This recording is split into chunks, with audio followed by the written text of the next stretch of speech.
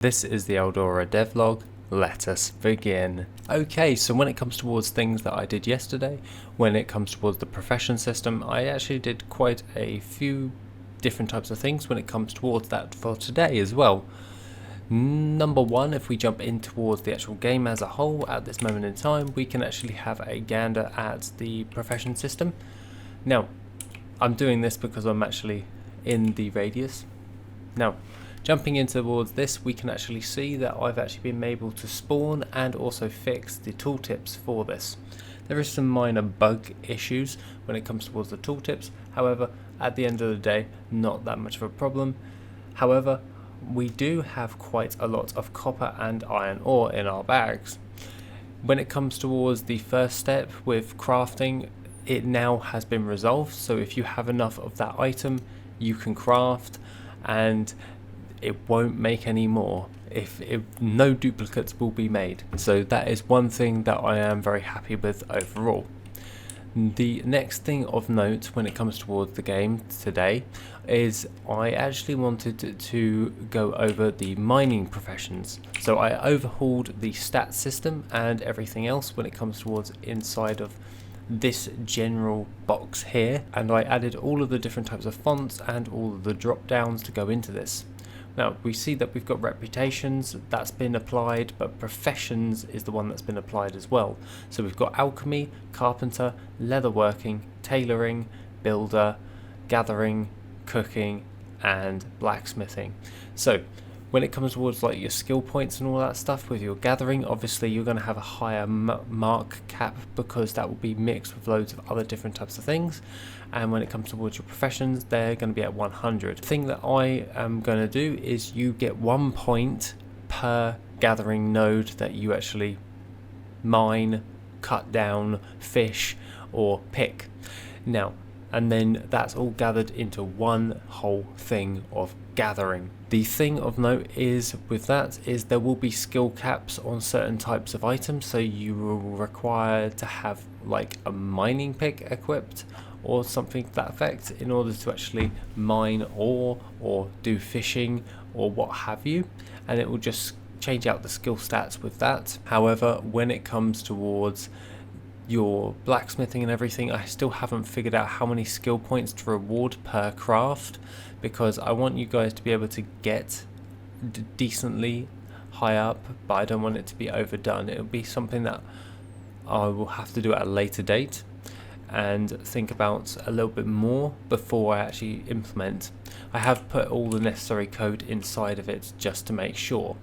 The next thing of note when it comes towards your gathering is now that it actually counts, we can actually go around the entire world and we can then go over to like a copper ore node and we can mine it, and then it will be mined. This is where the animation would be played for mining said ore, and then after a brief amount of time it will then respawn, and then you'll be able to get that and you will gain more copper ore in your bags. Now obviously the respawn rate on this won't be insanely stupid. It will most likely be either a minute or two before a node respawns, and whether or not it actually will respawn. This means that when you mine a node at the beginning of the game, when you load in, all nodes that are placed already in this game are set on balls, and they'll decide whether or not they will actually spawn for you. And then when you mine that ore, it does it again, and then it will recheck and make sure that all of the different types of nodes are available to you. So you can actually technically make up a farming route around the entire zone, going into all the different types of areas. Now I've placed all of the copper and iron ore. Copper ore can be mined straight off the bat. You're more than welcome at the beginning of the game to go farm copper ore. When it comes to your iron ore, however, iron ore will only let you gather it if you are at skill cap level 30. Now this means that you will actually have to do some mining in order to get your skill points up. However, that's the progression system, really simple. Is the higher your profession, your gathering rank, the higher materials you can actually obtain, and it will actually scale like that.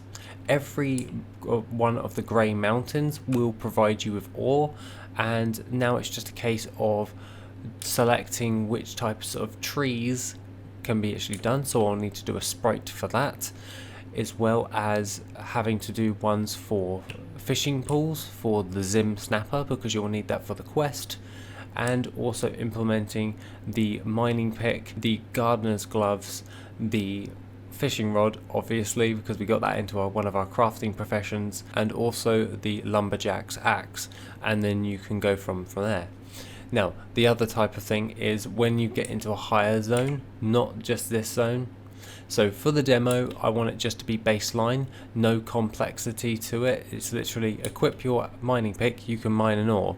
But when we get into the real game, like the full game, building that out into other different types of zones to gain other higher end ores, you'll need required different types of items in order to actually mine it up. So you may need a titanium mining pick in order to, I don't know, mine Volperium ore, for instance. And with the crafting profession, you'll be able to craft that item, so it will scale like that. So that's how I perceive the gathering profession and the crafting profession to coincide together, is you'll actually make your tools which you'll use for your gathering to gain more higher end materials to get your items up, and that means you get higher, better gear, and then you can go on to like do essence binding and everything with that. So a lot going on under the hood. However, I'm very happy with the way things are going at this moment in time. At the moment we mined 1 ore, so we've got 1 skill point in our gathering, and it will go with all of the other professions. Very happy on that. It's actually working quite well. The next stage for me is to create implemented interfaces for the vendors, because I want vendor NPCs to be in the city, because you'll need to buy the cow feed and get like seeds and stuff, and then use them on Giannis's farm for the actual quest line.